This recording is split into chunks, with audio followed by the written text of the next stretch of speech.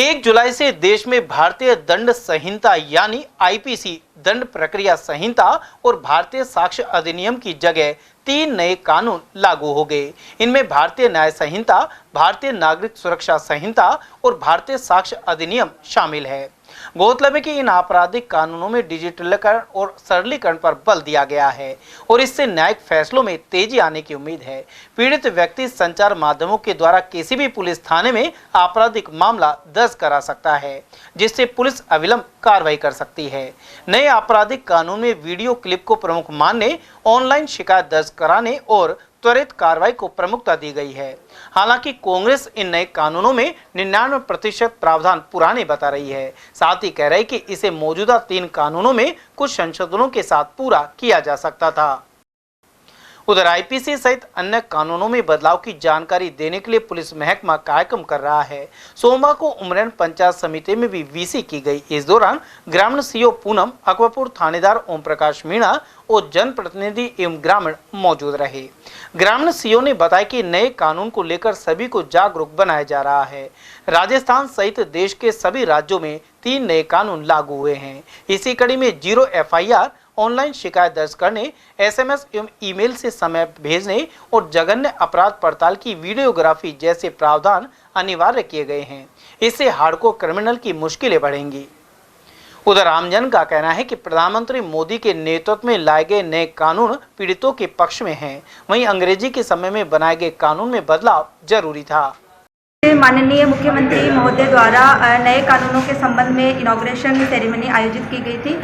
इस संबंध में जो हमारे पुराने IPC, CRPC और एविडेंस एक्ट जो थे वो रिप्लेस किए गए हैं। जो नए कानून हैं BNSS और भारतीय साक्ष्य अधिनियम इनके द्वारा, तो इनमें कुछ सेक्शंस जो है वो चेंज हुए हैं और जो इनका कंटेंट है वो तो ऑलमोस्ट सेम है, परंतु सेक्शंस सारे रिप्लेस हो गए हैं, तो नए सिरे से एक बार पढ़ा जाएगा। परंतु ये जो NCL है इनमें बहुत सारी अपडेटेड है और ये विक्टिम सेंट्रिक है, तो डेफिनेटली विक्टिम को फ़ायदा मिलेगा। और इसमें जो पनिशमेंट है उसमें भी बहुत सारी चीज़ें जो है वो अमेंडमेंट की गई है। और अब आगे जो आज 1 जुलाई से ये शुरू हो गया है, तो ये हमारे लिए बहुत ही गौरव का और ऐतिहासिक दिन है। तो देखते हैं आज क्या हमारी विधिक प्रक्रिया रहती है। धन्यवाद। मैम, प्रचार प्रसार के लिए जो नए कानून बने हैं, हाँ, इसके प्रचार प्रसार के लिए जो हमारे पुलिस स्टेशंस पे हमारे सबऑर्डिनेट्स हैं उनके लिए विशेष ट्रेनिंग प्रोग्राम्स आयोजित किए गए थे उनको ट्रेन करने के लिए। तो हमारे लगभग 90% जो सबऑर्डिनेट्स हैं उनको ट्रेन किया जा चुका है। जो रिमेनिंग सबऑर्डिनेट्स हैं उनको भी VC के माध्यम से ट्रेन किया जाएगा।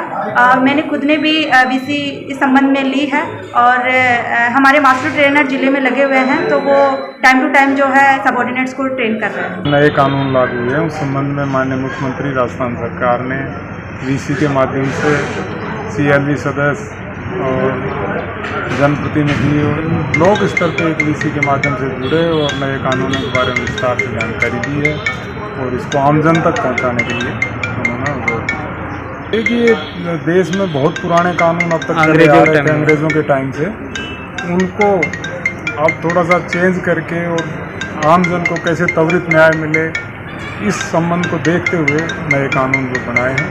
आज उमरेन पंचायत समिति में जो केंद्र सरकार के नए कानूनों में जो संशोधन करके नए कानून प्रस्तावित किए गए हैं 1 जुलाई से, उनको लेके जो हमारे 150 वर्ष पुराने जो कानून थे उसमें लचीलापन था और अपराधियों में इतना भय नहीं था, तो अब जो हार्डकोर अपराधी है उनके प्रति कठोर कानूनों का पुनः से गठन किया गया है और इनमें 0 FIR, फ़ोन SMS से सम्मान भेजना एवं जो सामान्य जो अपराधी है उसके प्रति एक नरम व्यवहार करते हुए उसको मुख्य धारा में पुनः समाज से जोड़ना और जो हार्डकोर अपराधी है उसके प्रति कठोर, इस तरह के नए कानूनों में बदलाव किया गया है। 0 FIR की तीव्रता, जो पीड़ित पक्ष है उसको उचित न्याय मिले और जल्दी न्याय मिले। बाहरी जो पहले समझौते हो जाते थे उनको लेके कठोर नियम बनाए गए हैं। इस तरह से बाहर समझौते नहीं हो पाएंगे और कानून के द्वारा ही जो अपराधी है उसको सज़ा का निश्चित प्रावधान किया गया है।